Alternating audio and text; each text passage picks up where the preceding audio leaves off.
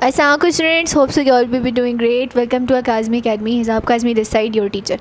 सो आज हम जो है वो अपने सेकंड ईयर का नेक्स्ट टॉपिक स्टार्ट करने वाले हैं. सेकंड चैप्टर का ब्लड सर्कुलेटरी सिस्टम वाले चैप्टर का नेक्स्ट टॉपिक है हमारे पास rate of blood flow in blood vessels. यानी हमारी मुख्तलिफ ब्लड वेजल्स जो हैं आर्टरीज, वीन्स, कैपिलरीज, एओर्टा और वगैरह वगैरह जितनी भी हैं उनके अंदर हमारे पास जो ब्लड फ्लो है उसका रेट किस तरह से हमने ये डिस्कस करना है. ठीक है, तो पहले आप लोग को पता होना चाहिए कि ब्लड फ्लो होता क्या है. ठीक है, ब्लड फ्लो हमारे पास जो है क्वांटिटी ऑफ ब्लड को बोलते हैं या कह सकते हैं अमाउंट ऑफ ब्लड को बोलते हैं जो एक स्पेसिफिक टाइम पीरियड के अंदर जो है एक स्पेसिफिक पॉइंट इन सर्कुलेशन से पास कर रहा होता है. ठीक है, यानी किसी भी एरिया में डजेंट डिपेंड कि वो कौन सा एरिया है, ये मैटर नहीं करता है. कोई भी एरिया उस एरिया में से स्पेसिफिक टाइम पीरियड के अंदर जो क्वांटिटी ऑफ ब्लड या अमाउंट ऑफ ब्लड जो मिकदार ब्लड की गुजर रही होती है उसको हम ब्लड फ्लो कहते हैं. ठीक है, और एक ह्यूमन जो एवरेज एडल्ट होता है, ठीक है, रेस्ट के ऊपर यानी जिसमें ऐसा पर्सन कोई फिजिकल एक्टिविटी नहीं कर रहा है, रेस्ट के ऊपर है, उसके अंदर जो ब्लड फ्लो सर्कुलेशन होती है वो तकरीबन 5000 मिलीलीटर पर मिनट होती है. यानी एक मिनट के अंदर 5 लीटर्स ऑफ ब्लड जो है वो उसके अंदर फ्लो करता है.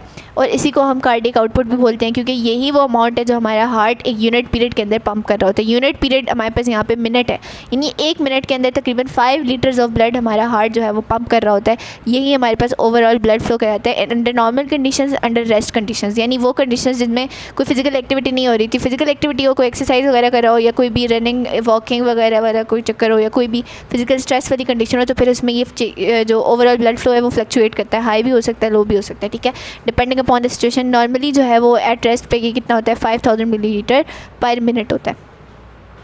अब नेक्स्ट इसने क्या किया, रेट ऑफ ब्लड फ्लो जो है वो आपको बताने लगा है कि कैपिलरीज, आर्टरीज, आर्टियोल्स, वेन्यूल्स और वेन्स के अंदर से जो है वो किस तरह से जो है वो ब्लड फ्लो रेट जो है वो फ्लक्चुएट करता है. अभी इससे बताने से पहले आप लोग को पता होगा, आप लोगों ने फर्स्ट ईयर में पढ़ा हुआ है बर्नौली वाला जो चैप्टर है फ्लूइड डायनामिक्स वाला, उसमें आपने फ्लो रेट के बारे में पढ़ा होगा. Flow rate is inversely proportional to cross sectional area. अभी इसी इक्वेशन को यूज़ करते हुए हम जो है ये डिस्कस करने वाले हैं आगे के मुख्तलिफ ब्लड वेजल्स के अंदर जो है वो किस तरह से ब्लड फ्लो करता है, उस फ्लो रेट पे क्या इफेक्ट पड़ता है. ठीक है, तो ब्लड जो है वो 1000 time faster in aorta travel करता है, that is about 30 centimetre per second on average then in capillaries that is about 0.26 centimetre per second. यानी as compare to capillaries aorta के अंदर ब्लड जो है वो फास्टर ट्रैवल करता है, that is 30 centimetre per second. इसकी रीज़न ये है कि एओर्टा जो है उसका क्रॉस सेक्शन एरिया हमारे पास बहुत कम होता है. ठीक है, एओर्टा का जो है वो क्रॉस सेक्शन एरिया बहुत कम होता है जिसकी वजह से उसका ब्लड फ्लो रेट सबसे ज़्यादा होता है ओवरऑल पूरी बॉडी के अंदर. ठीक है, एओर्टा का जो क्रॉस सेक्शन एरिया उसकी बात हो रही है वो जो है वो सबसे कम होता है जिसकी वजह से उसका ब्लड फ्लो रेट सबसे ज़्यादा होता है. लेकिन कैपिलरीज जो है, हमें कैपिलरीज में जब नाम आता है माइंड में तो हमें पता है कैपिलरीज बहुत छोटी छोटी सी होती हैं, राइट. तो यानी उनका डायमीटर भी बहुत छोटा होता होगा, तो जहन में यही आता है कि कैपिलरीज के अंदर ब्लड फ्लो बहुत ज़्यादा होगा, जबकि ऐसा टोटल नहीं होता है. नॉर्मली ऐसा नहीं होता है, ये हकीकत नहीं है. हकीकत ये है कि क्रॉस सेक्शन एरिया कैपिलरीज का जो है वो डिटरमाइन करता है फ्लो रेट. यानी कैपिलरीज के जो क्रॉस सेक्शन एरिया है उस पर डिपेंड करता है कि वो उनका फ्लो रेट कितना होगा. और जाहिर सी बात है जब हर आर्टरी ब्लड जो है वो बहुत मतलब हमारे पास कैपिलरीज जो हैं वो हमारे पास सबसे न्यूमरस ब्लड वेजल है बॉडी के अंदर. ठीक है, आर्टरीज, वेन्स वगैरह भी हैं, लेकिन सबसे ज़्यादा जो कहते हैं कि सबसे ज़्यादा मिकदार में जो ब्लड वेजल हमारी बॉडी में एग्जिस्ट करती हैं वो कैपिलरीज हैं. तो वो ओवरऑल कैपिलरीज का ज़्यादा नंबर, इनॉर्मस नंबर, बहुत ह्यूज नंबर होने की वजह से क्या होता है, overall total cross section area capillary bed के अंदर सबसे ज़्यादा होता है as compare to any other part of circulatory system. यानी सर्कुलेटरी सिस्टम का किसी भी पार्ट में इतना क्रॉस सेक्शन एरिया टोटल नहीं है जितना हमारे पास कैपिलरीज के अंदर. तो increase in cross section area results in decrease in blood flow rate. यानी हमारे पास कैपिलरीज का जो है वो टोटल क्रॉस सेक्शन एरिया सबसे ज़्यादा होता है जिसकी वजह से क्या होता है कि उनका ब्लड फ्लो रेट जो है वो सबसे कम होता है, सबसे स्लोएस्ट होता है. ठीक है, इसी रीज़न से क्या होता है ब्लड जो है वो आर्ट्रियोल से जब कैपिलरीज में आता है तो वो स्लो हो जाता है. ठीक है, आर्ट्रियोल से जब आर्टरीज में आता है तो वो स्लो हो जाता है और फिर फर्दर कैपिलरी बेड्स में जाके मज़ीद स्लो हो जाता है. और जब कैपिलरी से ब्लड लीव करना स्टार्ट करता है और वेन्यूल्स में आता है तो फिर दोबारा से जो है उसका टोटल क्रॉस सेक्शन एरिया जो है वो डिक्रीज़ होना शुरू हो जाता है और उसका स्पीड जो है वो फिर से इंक्रीज़ हो जाती है और वेन्स के अंदर आके फिर उस ब्लड फ्लो रेट जो है वो इंक्रीज़ करता जाता है. ठीक है, अब कैरोटिड साइनस हमारे पास जो है हार्ट के अंदर प्रेजेंट होती है. एओर्टिक आर्क, बैरो रिसेप्टर, अभी नेक्स्ट टॉपिक में हम डिस्कस करने वाले हैं बैरो रिसेप्टर्स क्या होते हैं. ठीक है, तो ये जो सारी चीज़ें होती हैं ये इनका रोल क्या होता है कि ये लम्हा ब लम्हा, मोमेंट टू मोमेंट इन्होंने क्या करना होता है कि ब्लड प्रेशर को रेगुलेट करना होता है हमारी बॉडी के अंदर, कि हमारी बॉडी के अंदर capillaries, veins, arteries, arterioles, venules वगैरह में से ब्लड फ्लो रेट किस तरह से ट्रैवल कर रहा है, ब्लड किस स्पीड से ट्रैवल कर रहा है. इस सारी चीज़ों को रेगुलेट करने के लिए हमारे पास जो है वो बैरो रिसेप्टर्स प्रेजेंट होते हैं कैरोटिड साइनस के अंदर.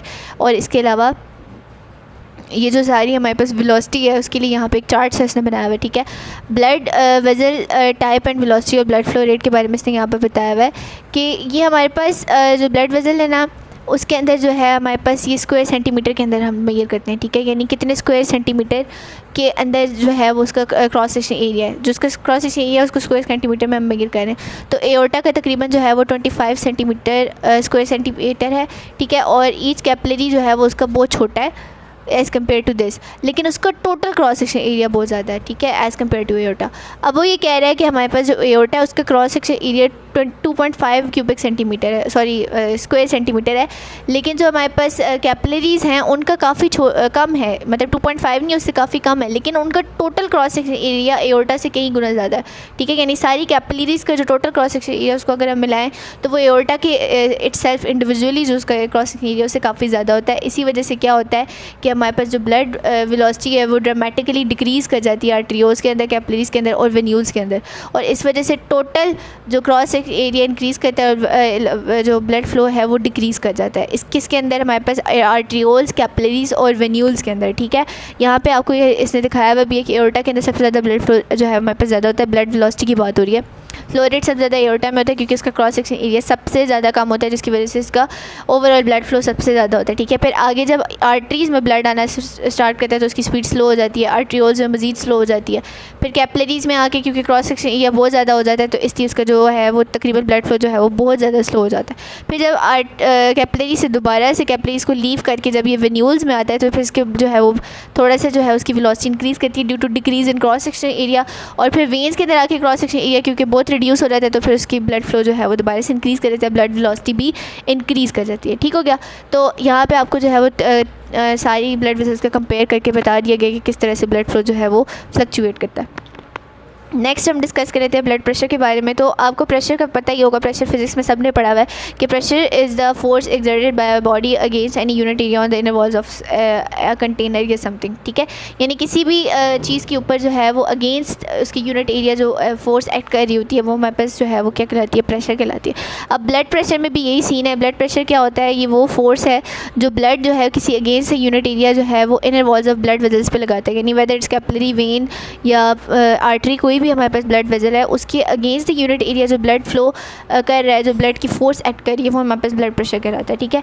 और जो स्टैंडर्ड रेफरेंस हम ब्लड प्रेशर के लिए लेते हैं वो होता है मर्करी मैनोमीटर, ठीक है, जो कि मिलीमीटर्स ऑफ मर्करी के अंदर ब्लड प्रेशर को मेजर करता है, ठीक है। अगर ब्लड प्रेशर जो है वो 100 मिलीमीटर ऑफ मर्करी तक जो है वो पहुंच जाता है तो ये इतना होता है कि एक हमारे पास जो है वो कॉलम ऑफ मर्करी को 100 मिलीमीटर तक जो है वो लिफ्ट कर सकता है, ठीक है। अब नेक्स्ट उसने सिस्टोलिक प्रेशर और डायस्टोलिक प्रेशर के बारे में बताया हुआ है। अब आपने सिस्टोल और डायस्टोलिक प्रेशर को जो है वो आपस में कंफ्यूज नहीं करना है। सिस्टोल और डायस्टोल अलग टर्म्स है, सिस्टोलिक प्रेशर और डायस्टोलिक प्रेशर अलग टर्म्स है, ठीक है। हमने पढ़ा था, ठीक है, कि जब reference without reference two chambers mention किया जाए सिस्टोल या डायस्टोल को तो वो वेंट्रिकल्स की बात हो रही थी, ठीक है, लेकिन अगर एट्रियल सिस्टोल या एट्रियल डायस्टोल बोला जाए तो फिर वो एट्रियाज की बात हो रही थी, राइट। एट्रिया की जब हम बात करते हैं तो साथ हम एट्रियल का वर्ड यूज़ करते हैं। अब यहाँ पे वो ये बता रहा है प्रेशर के बारे में, ब्लड प्रेशर के बारे में बता रहे हैं। जब वेंट्रिकल्स ऑफ द हार्ट जो है वो कॉन्ट्रैक्ट करती हैं, वेंट्रिकल्स कॉन्ट्रैक्टेड स्टेट में होती हैं तो हमारा जो एट्रियल ब्लड प्रेशर है वो हाईएस्ट होता है, ठीक है, यानी वेंट्रिकल्स जब कॉन्ट्रैक्ट करेंगी तो ब्लड प्रेशर एट्रिया के अंदर हाईएस्ट हो जाएगा, इसको हम सिस्टोलिक प्रेशर बोलते हैं। जबकि वेंट्रिकल्स जब रिलैक्स करती हैं तो एट्रियल ब्लड प्रेशर जो है वो लोएस्ट हो जाता है, डिक्रीज़ कर जाता है, और इसको हम डायस्टोलिक प्रेशर बोलते हैं। इन टर्म्स को आपने कंफ्यूज नहीं करना है, दो अलग अलग टर्म्स हैं। नेक्स्ट आ जाता है बैरोरिसेप्टर्स और वॉल्यूम रिसेप्टर्स। ये दो अलग अलग टर्म्स हैं, इनके बारे में भी डिस्कस करने वाले हैं, ठीक है। बैरोरिसेप्टर्स होते क्या हैं? बेसिकली ये मैकेनिक रिसेप्टर्स होते हैं जो हमारे हार्ट के अंदर प्रेजेंट होते हैं, ठीक है। कैरोटिड साइनस में, कैरोटिड आर्टरीज, वेन्स वगैरह में प्रेजेंट होते हैं, एओर्टा में भी प्रेजेंट होते हैं, ठीक है। और इनका काम क्या होता है? ये हमारे पास जो है वो मैकेनिक रिसेप्टर्स होते हैं, ठीक है। स्पेशल नर्व एंडिंग्स होती हैं जो कि सिग्नल्स प्रोवाइड करती हैं, ठीक है, ब्लड प्रेशर से रिलेटेड कि ब्लड को कब प्रेशर जो है वो उसको इंक्रीज़ करना चाहिए, कब डिक्रीज़ करना चाहिए, ये बैरोरिसेप्टर्स रेगुलेट करते हैं हमारी बॉडी के अंदर, ठीक है। अब इनको दो कैटेगरीज में डिवाइड किया जा सकता है under type of blood vessel जिसमें वो एग्जिस्ट कर रहे हैं, ठीक है। तो वो कौन से होते हैं? हाई प्रेशर एट्रियल बैरोरिसेप्टर और लो प्रेशर बैरोरिसेप्टर या फिर वॉल्यूम रिसेप्टर, ठीक है। वॉल्यूम रिसेप्टर और लो प्रेशर बैरोरिसेप्टर एक ही टर्म है, ठीक है, दो अलग अलग नाम है, जबकि हाई प्रेशर एट्रियल बैरोरिसेप्टर अलग चीज़ है, ठीक है। तो पहले इनको डिस्कस करते हैं ये कौन से होते हैं। ये क्या होते हैं? मैकेनो रिसेप्टर्स होते हैं, मैं बता चुकी हूँ। ये कितने लोकेटेड होते हैं? In the walls of aorta and carotid sinus में प्रेजेंट होते हैं और कैरोटिड आर्टरीज में प्रेजेंट होते हैं, ठीक है। इनका काम क्या होता है? ये ब्लड प्रेशर को सेंस करते हैं और इन्फॉर्मेशन ब्रेन तक लेके जाते हैं सो दैट एक प्रॉपर ब्लड प्रेशर मेंटेन किया जा सके, यानी टोटल ब्लड प्रेशर बॉडी के अंदर इस टाइम कितना है, इस सारी चीज़ को सेंस करना इनका काम होता है। और फिर इस इन्फॉर्मेशन तो ब्रेन तक लेके जाना कि ब्लड प्रेशर को रेगुलेट किस तरह से करना है, उसको मेंटेन कैसे करना है, ये सारा काम जो है वो इनके अंदर आता है। ये क्या करते हैं, पैरासिम्पैथेटिक नर्व्स जो है वो हमारी पैरासिम्पैथेटिक नर्व्स को स्टिमुलेट करते हैं, ठीक है, इन एरियाज़ के अंदर जो कि कार्डिक आउटपुट की वजह से हो रहा होता है। यानी जैसे जैसे ब्लड पंप होना स्टार्ट होता है तो पैरासिम्पैथेटिक नर्व्स जो इन एरियाज़ में लोकेटेड होती हैं वो स्टिमुलेट होना स्टार्ट होती हैं। इसकी वजह से क्या होता है, वेज़ोडाइलेशन होने लग जाती है, ठीक है। थ्रू आउट द बॉडी वेज़ोडाइलेशन होती है और ब्लड प्रेशर डिक्रीज़ कर जाता है और हार्ट रेट भी जो है वो डिक्रीज़ कर जाता है, ठीक है। ये तब होता है हमारे पास जब हमारे पास कार्डिक आउटपुट आ रहा होता है, ठीक है। जैसे जैसे कार्डिक आउटपुट आ रहा होता है, ब्लड पंप किया जा रहा होता है बॉडी के अंदर, तो क्या होता है, इन एरियाज़ के अंदर पैरासिम्पैथेटिक नर्व्स जो प्रेजेंट होती हैं वो स्टिमुलेट होती हैं। ये throughout the body vasodilation cause करती हैं और इससे क्या होता है, जाहिर सी बात है वेज़ोडाइलेशन होगी, क्या होगा, ब्लड वेसल डायमीटर इंक्रीज़ करेगा, हमारे पास क्या होगा, ब्लड प्रेशर जो है वो डिक्रीज़ करेगा और ओवरऑल हार्ट रेट भी इंक्रीज़ कर जाएगा।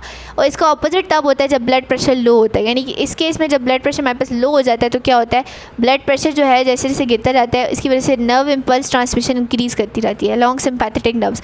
यानी हमारी बॉडी के अंदर जब ब्लड प्रेशर ड्रॉप करना स्टार्ट करता है, ठीक है, किसी भी वजह से जब ब्लड प्रेशर डिक्रीज़ करेगा ना तो क्या होता है कि नर्व इम्पल्स ट्रांसमिशन स्टार्ट होती है और इन सिम्पैथेटिक नर्व्स के थ्रू जो है वो ब्रेन तक जो है वो नर्व इम्पल्स जो है वो ट्रांसमिट होती है और ब्रेन को ये इन्फॉर्मेशन दी रहती है कि ब्लड प्रेशर बॉडी में डिक्रीज़ कर रहा है। तो इससे क्या होता है, पूरी बॉडी के अंदर वेजो कंस्ट्रक्शन शुरू हो जाती है, यानी वेजल्स जो है वो कॉन्ट्रैक्ट करना स्टार्ट करती हैं। जाहिर सी बात है जब वेजल्स कॉन्ट्रैक्ट करेंगी तो ब्लड प्रेशर इंक्रीज़ करेगा, ठीक है। और बैरो रिसेप्टर जो है ये नेगेटिव फीडबैक मैकेनिज़्म का काम करते हैं और इसको हम बैरो रिफ्लेक्स बोलते हैं। अब नेगेटिव फीडबैक मैकेनिज़्म आप नेक्स्ट जो चैप्टर्स आएंगे कोऑर्डिनेशन एंड कंट्रोल वाले और जो केमिकल कोऑर्डिनेशन वाले चैप्टर है उसके अंदर आपको फीडबैक मैकेनिज़्म के बारे में बताया जाएगा वो क्या होता है, तो वहाँ पे इसको डिटेल में डिस्कस करेंगे। अभी के लिए आप लोग ये याद रखें कि बैरो रिसेप्टर जो है वो as a negative feedback mechanism काम करते हैं जिसको हम बैरो रिफ्लेक्स बोलते हैं, ठीक है। अच्छा, अब दो तरह के केसेस इसने यहाँ पे बताया मैकेनो रिसेप्टर्स के अंदर, ठीक है। यानी जो बैरो रिसेप्टर्स हैं वो दो तरह का काम करते हैं। हाई प्रेशर एट्रियल बैरो रिसेप्टर्स क्या करते हैं, दो तरह का काम करते हैं। यानी ब्लड प्रेशर जब डिक्रीज़ कर जाए, ब्लड प्रेशर बॉडी के अंदर लो हो जाए तो क्या करते हैं, ये नर्व इम्पल्स ट्रांसमिशन स्टार्ट करते हैं, सिम्पैथेटिक नर्व्स के थ्रू ब्रेन तक इन्फॉर्मेशन जाती है, फिर पूरी बॉडी के अंदर वेजो कंस्ट्रक्शन शुरू हो जाती है जिससे ब्लड प्रेशर इंक्रीज़ करके नॉर्मल तक आ जाता है। जबकि दूसरा केस हमने पढ़ा था पुराने वाला, वो ये था कि जब हमारे पास ब्लड प्रेशर इंक्रीज़ कर रहा होता है पूरी बॉडी के अंदर कार्डिक आउटपुट की वजह से, यानी ब्लड पंप हो रहा था बॉडी के अंदर, सी बात है जब हार्ट पंप करेगा ब्लड पूरी बॉडी के अंदर तो ओवरऑल ब्लड प्रेशर जो है वो इंक्रीज़ करेगा। तो जब ब्लड प्रेशर इंक्रीज़ करेगा उसको जो है वो नॉर्मल रेट तक रखने के लिए, उसको जो है वो मेंटेन करने के लिए क्या करता है कि पूरी बॉडी के अंदर वेज़ोडाइलेशन स्टार्ट करती हैं, पैरासिम्पैथेटिक नर्व्स जो है वो स्टिमुलेट होती हैं, वो ब्रेन तक इन्फॉर्मेशन को लेके जाती हैं और फिर इस इन्फॉर्मेशन के थ्रू क्या होता है पूरी बॉडी के अंदर वेज़ोडाइलेशन स्टार्ट करता है ब्रेन। पूरी बॉडी के अंदर वेज़ोडाइलेशन जब होती है तो ओवरऑल ब्लड प्रेशर डिक्रीज़ कर जाता है और हार्ट रेट भी जो है वो डिक्रीज़ कर जाता है, ठीक हो गया। नेक्स्ट पे बात कर लेते हैं लो प्रेशर बैरो रिसेप्टर्स या फिर वॉल्यूम रिसेप्टर्स, ठीक है। इनको वॉल्यूम रिसेप्टर्स क्यों बोलते हैं ये भी अब आपको आगे जो है वो क्लियर हो जाएगा, ठीक है। अब लो प्रेशर बैरो रिसेप्टर या वॉल्यूम रिसेप्टर जो है ये एट्रिया ऑफ हार्ट में प्रेजेंट है। हमारे हार्ट के जो एट्रिया होते हैं ना उनके अंदर प्रेजेंट होता है, इसके अलावा कैरोटिड आर्टरीज में प्रेजेंट होते हैं। इनका काम क्या होता है, ये ब्लड वॉल्यूम को डिटेक्ट करते हैं। यानी हमारे पास एट्रिया या एट्रियम जो है हमारे पास उसके अंदर जो ब्लड आ रहा है उसके वॉल्यूम को डिटेक्ट करते हैं कि ब्लड नॉर्मली जो है वो कितने वॉल्यूम का आ रहा है, कम तो नहीं आ रहा है, ज़्यादा तो नहीं आ रहा है, ये चीज़ वो डिटेक्ट करते हैं, ठीक है। अच्छा, अब अगर ब्लड वॉल्यूम डिक्रीज़ हो जाए, ठीक है, एट्रिया के अंदर, यानी उसने डिटेक्ट किया हमारे पास जो है वो रिसेप्टर है लो प्रेशर बैरो रिसेप्टर जो है वो एट्रिया के अंदर जो प्रेजेंट है, उसने डिटेक्ट किया कि हमारे जो एट्रिया है उसके अंदर ब्लड जो है उसका वॉल्यूम डिक्रीज़ कर दिया, तो ये क्या करेगा, रिसेप्टर्स के थ्रू हाइपोथैलेमस तक लेके जाता है, सिग्नल्स को ट्रांसमिट करता है। अब हाइपोथैलेमस हमारे ब्रेन का जो है एक मेजर पार्ट है, हमारे एंडोक्राइन सिस्टम का मेजर कह सकते हैं, एक कह सकते हैं यूनिट है जो हमारी पूरी बॉडी के अंदर एंडोक्राइन एक्टिविटी को कंट्रोल करता है, ठीक है। अब हाइपोथैलेमस तक जब सिग्नल जाएगा कि हाँ जी एट्रिया के अंदर जो है वो ब्लड वॉल्यूम डिक्रीज़ कर गया, तो फिर हाइपोथैलेमस जो है वो क्या करेगा, जब वो एक्शन में आएगा तो वो किडनीज़ के अंदर जो है वो क्या करेगा, एंटी डाययूरेटिक हार्मोन की प्रोडक्शन को इंक्रीज़ कर देगा, ठीक है। इसकी वजह से जो है वो एंटी डाययूरेटिक हार्मोन ADH की production water retention kidney cause करेगा, यानी किडनीज़ के अंदर वाटर जो है वो इंक्रीज़ कर जाएगा क्योंकि ADH जो है वो इंक्रीज़ करेगा। इसकी वजह से क्या होगा, जाहिर सी बात है जब वाटर रिटेंशन इंक्रीज़ करेगी, ब्लड एब्जॉर्प्शन इंक्रीज़ करेगी, वाटर एब्जॉर्प्शन इंक्रीज़ करेगी, तो ओवरऑल ब्लड वॉल्यूम जो है वो इंक्रीज़ कर जाएगा और इससे ओवरऑल ब्लड प्रेशर जो है वो वापस इंक्रीज़ हो जाएगा, ठीक हो गया। अब इनको वॉल्यूम रिसेप्टर क्यों बोला जाता है? क्योंकि ये ब्लड वॉल्यूम को डिटेक्ट कर रहे होते हैं। डिक्रीज़ इन ब्लड वॉल्यूम को डिटेक्ट करना इनका काम होता है कि ब्लड प्रेशर या ब्लड वॉल्यूम जो है वो डिक्रीज़ तो नहीं कर रहा, ब्लड की जो अमाउंट है क्वांटिटी तो डिक्रीज़ नहीं करी। जैसे ही डिक्रीज़ करती है वो उसको फ़ौरन डिटेक्ट कर लेते हैं, हाइपोथैलेमस तक सिग्नल लेके जाते हैं। फिर हाइपोथैलेमस इन टर्न क्या करता है, एंटी डाययूरेटिक हार्मोन की प्रोडक्शन करवाता है, उससे वाटर रिटेंशन होती है किडनीज़ के अंदर। जब वाटर रिटेंट होता है किडनीज़ के अंदर, इसकी वजह से ओवरऑल ब्लड वॉल्यूम इंक्रीज़ कर देता है और ब्लड प्रेशर भी इंक्रीज़ कर देता है। जाहिर सी बात है जब ब्लड का वॉल्यूम इंक्रीज़ करेगा तो ब्लड प्रेशर भी कॉन्सिक्वेंटली इंक्रीज़ कर जाएगा। ठीक है, तो होप सो आपको ये वाले टॉपिक क्लियर हो गया होगा। नेक्स्ट अब हम बात कर लेते हैं कार्डियोवैस्कुलर डिसऑर्डर्स की। अब इस चैप्टर के अंदर हमने डिटेल में पढ़ लिया हार्ट के बारे में, ब्लड फ्लो के बारे में। ठीक है, फिर हमने ब्लड वेजल्स के बारे में पढ़ा, हमने ईसीजी के बारे में पढ़ा, हमने डिसऑर्डर्स के बारे में पढ़ा। ठीक है, ट्रैकिकार्डिया, ब्रेडिकार्डिया के बारे में पढ़ा। अब हम मेजर जो कार्डियोवैस्कुलर डिसऑर्डर्स है, सीवीडीज जिनको हम बोलते हैं, ठीक है, यानी ये हमारे हार्ट और हार्ट के जो बॉडी की जो ब्लड वेजल्स होती हैं उनके अंदर जो है वो मैल फंक्शनिंग की वजह से होते हैं, और ये leading cause of ultimate death है। यानी अनटाइमली डेथ, यानी वो डेथ जिसका कोई अता पता नहीं होता, अचानक जिसे मौत कहते हैं हम, सडन डेथ जिसे बोलते हैं, उसके ये लीडिंग कॉज होते हैं। ठीक है, अब इसमें आगे जो है वो मुख्तलिफ़ किस्म की डिजीज़ रहते हैं जिनको हम डिस्कस करने वाले हैं। तो सबसे पहले थ्रोम्बोसिस एंड एम्बोलिज्म आ जाता है।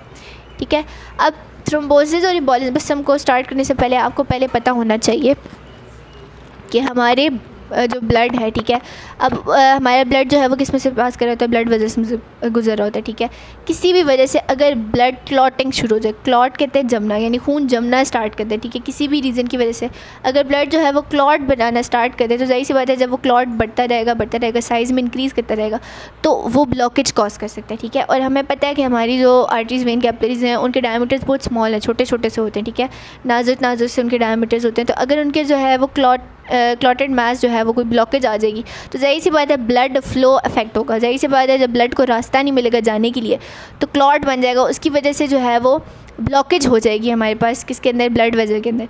अब उस ब्लॉकेज की वजह से फिर आगे फर्दर जो है वो काफ़ी सारे इशूज़ आ सकते हैं। जाहिर सी बात है जब ब्लड ब्लॉक हो जाएगा तो ब्लड किसी स्पेसिफिक एरिया तक प्रॉपर्ली नहीं जाएगा। जब ब्लड प्रॉपर्ली एक एरिया तक नहीं जाएगा तो ऑब्वियस सी बात है वो बॉडी का जो एरिया है वो अपने प्रॉपर फंक्शन परफॉर्म नहीं कर सकेगा और ultimately death of tissue start हो जाएगी।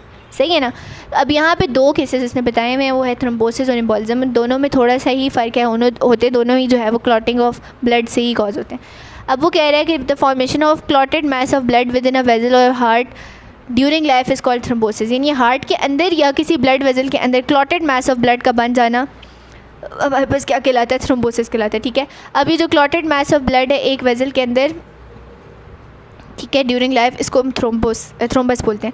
जो क्लॉटेड मैस बन रहा है उसको हम थ्रोम्बस बोलेंगे, और जो फॉर्मेशन जो प्रोसीजर है जिसकी वजह से वो क्लॉटेड मैस बन रहा है उसको थ्रोम्बोसिस बोलेंगे। ठीक है, थ्रोम्बस कॉज है, थ्रोम्बोसिस डिजीज़ है। ठीक है, ये आप लोगों ने इनको कंफ्यूज नहीं करना इन टर्म्स को। नेक्स्ट वो कह रहा है कि किसी भी जो कह सकते हैं हमारे पास कार्डियोवैस्कुलर सिस्टम के अंदर किसी भी साइड के ऊपर जो ब्लड स्ट्रीम के अंदर जा रहा होता है, ठीक है, यानी कोई भी एरिया जो है उसका जो है वो क्लोज़ हो जाना, ठीक है, किसी ओपनिंग का बंद हो जाना, उसको हम एम्बोलिज्म बोलते हैं। ठीक है, अब एम्बोलिस जो है वो हमारे पास इसका कॉज है, एम्बोलिज्म जो है वो उसका डिजीज़ है।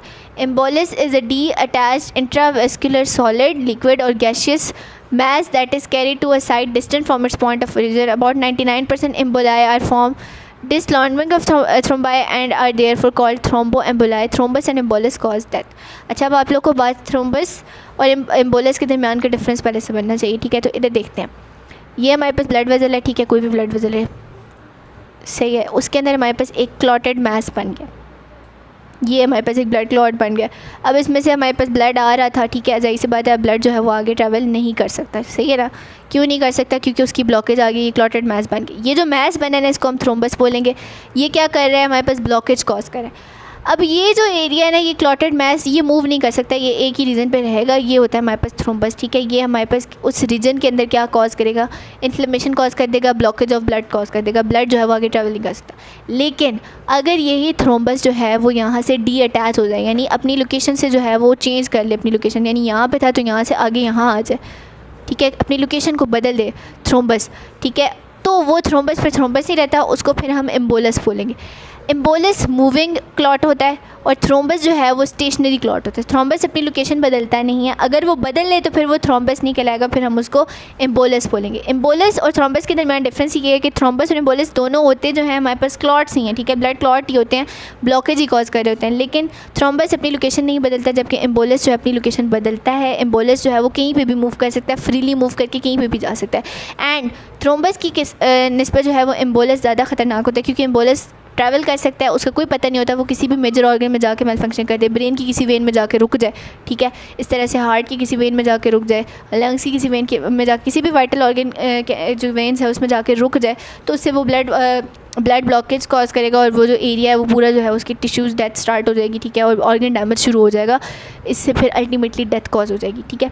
99% एम्बोलाई जो है वो थ्रोम्बाई की ही डिसलॉटमेंट से होते हैं, यानी थ्रोम्बस ही आगे एम्बोलस बना देते हैं 99% केसेस में, और इस प्रोसेस को हम थ्रोम्बो एम्बोलाई बोलते हैं, ठीक है। थ्रोम्बस और एम्बोलस दोनों डेथ कॉज करते हैं, ठीक है, क्योंकि ये कह सकते हैं कि एक ऐसा केस है जिसको ट्रीट करना बहुत मुश्किल है, ठीक है। थ्रोम्बस को किसी हद तक ट्रीट किया जा सकता है, किसी हद तक उसका कोई ना कोई इलाज निकल आता है, लेकिन वो भी कोई कह सकते हैं कि परमानेंट सोल्यूशन हमारे पास थ्रोम्बस का नहीं है, ठीक है, एज सच, क्योंकि जब तक हम थ्रोम्बस को डिटेक्ट कर रहे होते हैं ऑलरेडी वो है काफ़ी ऑर्गन डैमेज कॉज कर चुका होता है, और इट माइट बी पॉसिबल कि पेशेंट को बचाना जो है वो फिर ना होने के बराबर चांसेस होते हैं, ठीक है।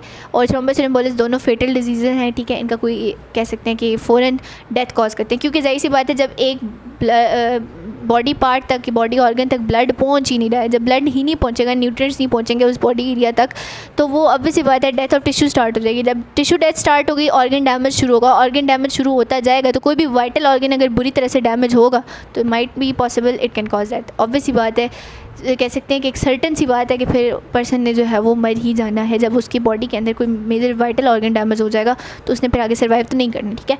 तो ये हमारे पास थ्रोम्बस और एम्बोलिज्म की बात होगी। नेक्स्ट बात कर लेते हैं हार्ट प्रॉब्लम्स की, ठीक है। अब ये जो अभी हमने पढ़ा नहीं कार्डियोवैस्कुलर डिसऑर्डर्स में आता है थ्रोम्बोसिस एंड एम्बोलिज्म, अब हम हार्ट प्रॉब्लम्स की बात करने लगे, स्पेसिफिकली जो हार्ट से रिलेटेड है। अब यहाँ पे दो कार्डियोवैस्कुलर डिजीज़ हम डिस्कस करने वाले, that is atherosclerosis and arteriosclerosis. दोनों में डिफरेंस है, स्पेलिंग्स में भी डिफरेंस है और दोनों के अंदर काफ़ी डिफरेंस है, ठीक है, इसको अब हम डिस्कस करने वाले।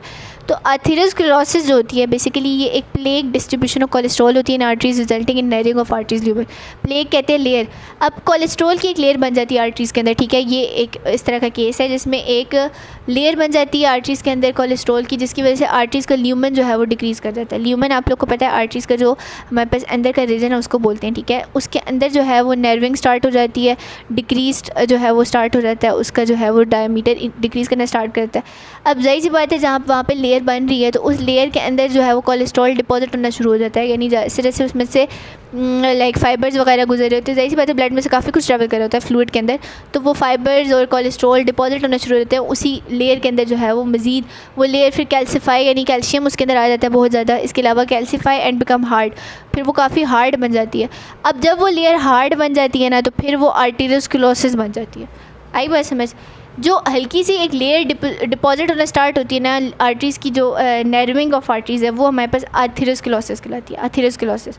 लेकिन जब उसी के आर्थेरोस्क्लेरोसिस वाले केस के अंदर वही लेयर जब मज़ीद हार्ड हो जाती है, मज़ीद उसके अंदर जो है वो डिपॉजिटिंग जो है वो स्टार्ट हो जाता है कोलेस्ट्रॉल का, फाइबर्स का, तो फिर उसको हम जो है वो आर्टेरियोस्क्लेरोसिस कहते हैं।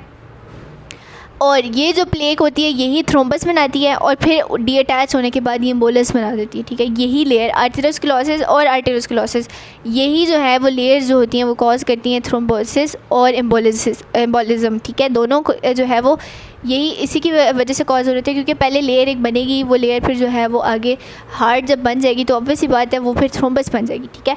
फिर वही थ्रोम्बस डीअटैच होगा तो वो एम्बोलस बन जाएगा, एम्बोलिज्म कॉज करेगा। अब आर्टेरियोस्क्लेरोसिस और आर्थेरोस्क्लेरोसिस दोनों के जो मेजर कॉजेज़ हैं जो कि कॉज करते हैं वो होते हैं हाइपर कोलेस्ट्रेमिया। इसमें क्या होता है, हाइपरलिपिडेमिया यानी लिपिड फैट कंटेंट का जो है वो इनटेक ज़्यादा होना बॉडी के अंदर, कोलेस्ट्रॉल लेवल का हाई होना, इसके अलावा हाइपरटेंशन, आगे अभी हम इसको डिटेल में डिस्कस करेंगे नेक्स्ट वाले लेक्चर्स में। फिर सिगरेट स्मोकिंग का सबको पता है, डायबिटीज़ मेलाइटिस डायबिटीज़ का होना, इसके अलावा माइनर रिस्क फैक्टर यानी जो माइनर रिस्क फैक्टर्स में आ जाते हैं, छोटे फैक्टर्स हैं लेकिन होते हैं, इंक्रीजिंग एज का बढ़ना, लैक ऑफ एक्सरसाइज यानी फिजिकल एक्टिविटी का ना होना, ओबेसिटी कहते हैं मोटापे को, और स्ट्रेसफुल कंपेटिटिव लाइफ यानी नॉर्मल लोगों से ज़्यादा स्ट्रेसफुल लाइफ होना, फिजिकल एक्टिविटी का ज़्यादा होना या स्ट्रेस का ज़्यादा होना, फिजिकल स्ट्रेस का ज़्यादा होना, काम का लोड का ज़्यादा होना, ये सारे फैक्टर जो हैं वो ओवरऑल क्या कॉज करते हैं हमारे पास आर्टेरियोस्क्लेरोसिस और आर्टेरियोस्क्लेरोसिस कॉज करते हैं। ठीक हो गया। नेक्स्ट कार्डियोवैस्कुलर डिजीज़ डेवलपमेंट के बारे में आ जाता है, ये भी हम डिस्कस करने वाले। ठीक है, कार्डियोवैस्कुलर डिजीज़ में एंजाइना पेक्टोरिस, हार्ट अटैक और हार्ट फेलियर को भी हम डिस्कस करेंगे। एंजाइना पेक्टोरिस, आप लोगों ने नॉर्मली बहुत ये टर्म एंजाइना की सुनी होगी, सुनने में आया है कि फ़लानी अंकल को या फ़लानी आंटी को एंजाइना का अटैक आया। तो आज आप लोग पढ़ने वाले हैं एंजाइना का अटैक होता क्या है। ठीक है, तो ये होता ये आर्थेरोस्क्लेरोसिस की वजह से। ठीक है, आर्थेरोस्क्लेरोसिस ही इसका मेन रीज़न है। आर्थेरोस्क्लेरोसिस एक पर्सन को है, ठीक है, अब उससे क्या होगा, एक ओकेजनल चेस्ट पेन स्टार्ट हो जाएगा, यानी कभी कभार उसको चेस्ट के अंदर पेन शुरू हो जाएगा, जिसको हम एंजाइना पेक्टोरिस बोलते हैं। ठीक है, एंजाइना तब होता है जब हार्ट जो है वो ज़्यादा लेबर कर रहा होता है। ठीक है, यानी लेबरिंग हार्ट, यानी हार्ट को ज़्यादा जो है वो वर्क परफॉर्म करना पड़ा होता है, क्योंकि फ़िज़िकल या इमोशनल स्ट्रेस आ रहा होता है।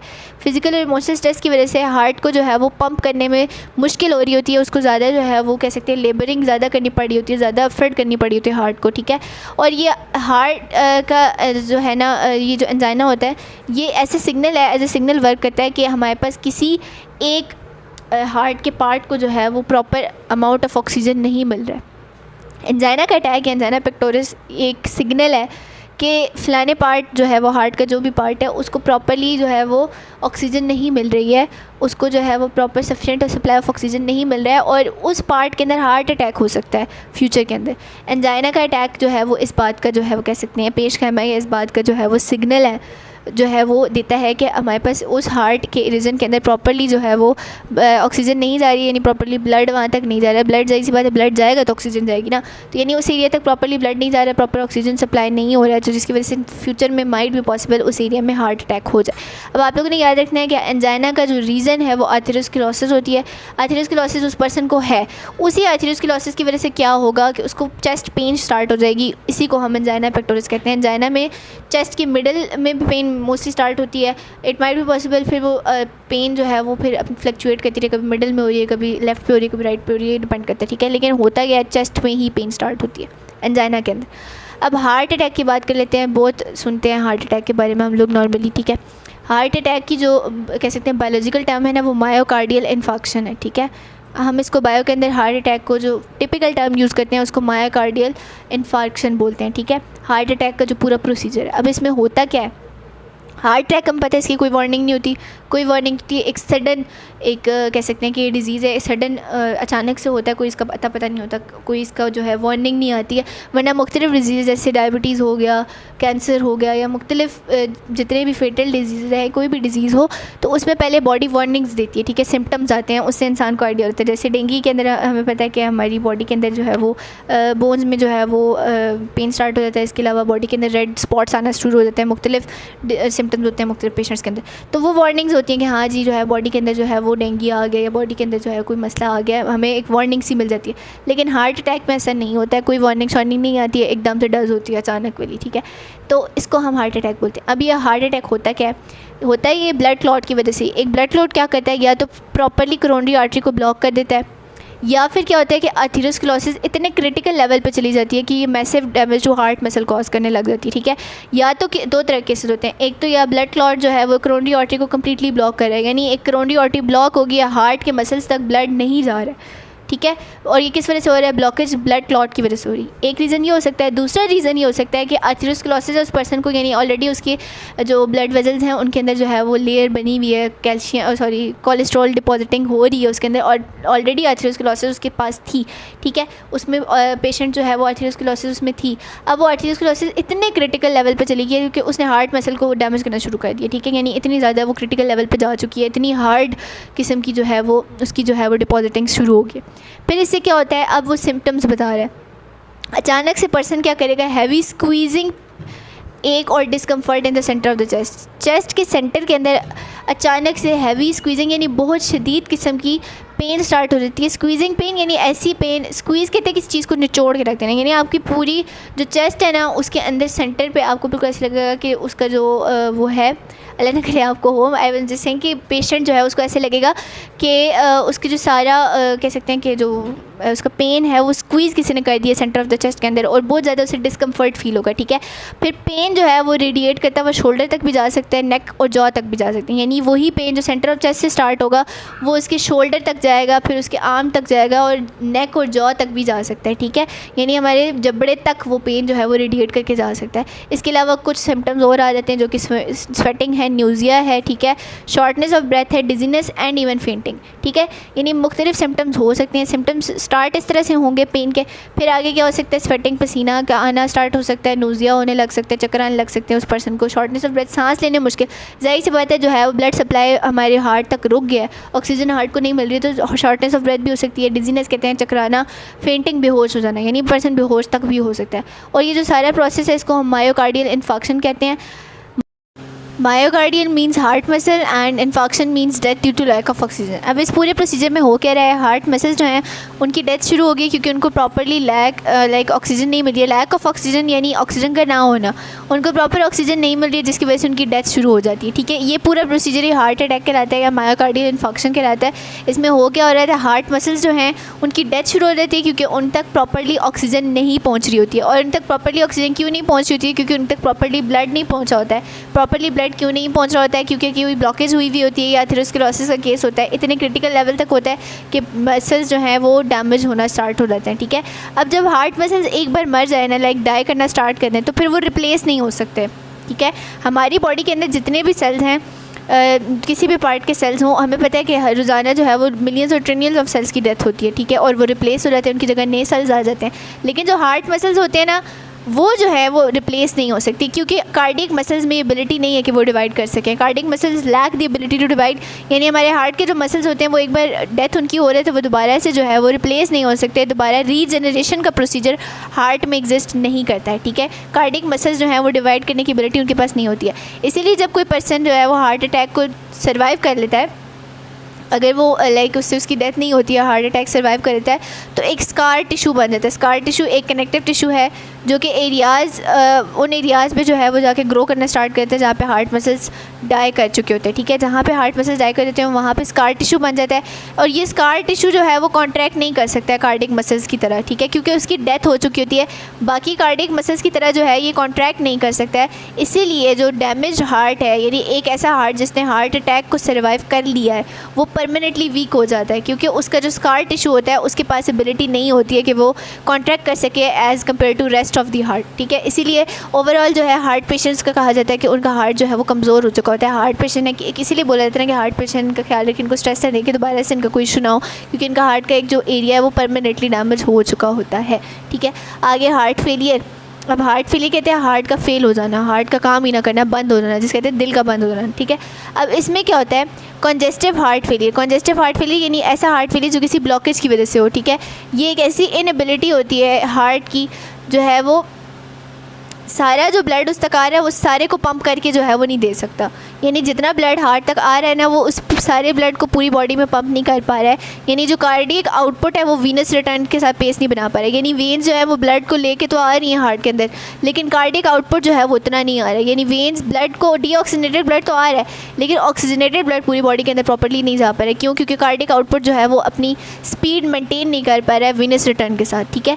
नेक्स्ट आ जाता है कॉन्जेनिटल हार्ट प्रॉब्लम। कॉन्जेनिटल कहते हैं हमारे पास एनीथिंग रिलेटेड टू एम्ब्रियो, ठीक है, यानी ऐसी प्रॉब्लम्स जो कि एम्ब्रियो से रिलेटेड हों, जो प्री बर्थ प्रॉब्लम्स होती हैं, यानी पैदा होने से पहले, ठीक है, जो एबनॉर्मलिटीज़ एम्ब्रियोनिक डेवलपमेंट के दौरान आती है, यानी जब एम्ब्रियो जो है मदर वॉर्म के अंदर एग्जिस्ट कर रहा होता है उस दौरान अगर कोई प्रॉब्लम आ जाए, कोई डेवलपमेंट का इशू आ जाए, तो उसको हम कॉन्जेनिटल हार्ट प्रॉब्लम्स कहते हैं। ये जो है हमारे पास इनका कोई सेट सोल्यूशन नहीं होता और ये जो है वो कह सकते हैं कि नेचुरल होती हैं, किस्मत की बात होती है, ठीक है, एक मुकद्दर की बात होती है कि एबनॉर्मलिटी आ जाए एम्ब्रियोनिक डेवलपमेंट के दौरान किसी भी किस्म की, ठीक है।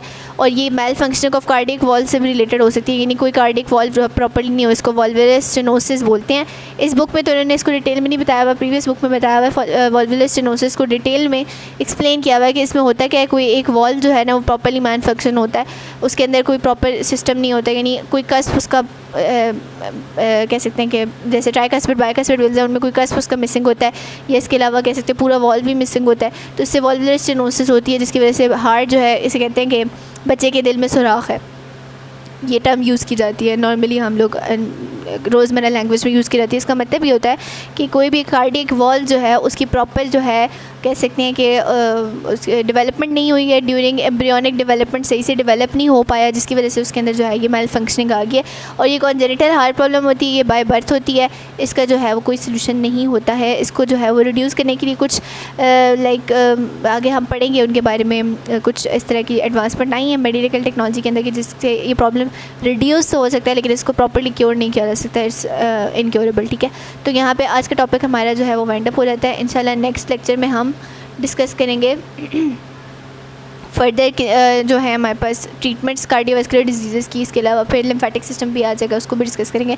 तो आज का लेक्चर आप लोग को क्लियर होगा। अगर किसी भी किस्म की कन्फ्यूजन है तो आप लोग कमेंट सेक्शन में बिला झिझक पूछ सकते हैं, मैं इंशाल्लाह उसको आंसर कर दूँगी वहीं पे। इसके अलावा अगर आप चैनल पे नहीं हुए तो चैनल को लाइक कमेंट सब्सक्राइब कर लें, सो दैट फर्दर कोई भी नई वीडियो आए तो आप उसको मिस ना करें। इंशाल्लाह आप लोगों से नेक्स्ट लेक्चर में मुलाकात होती है, तब तक के लिए फ़ी अमान अल्लाह, अल्लाह हाफ़िज़।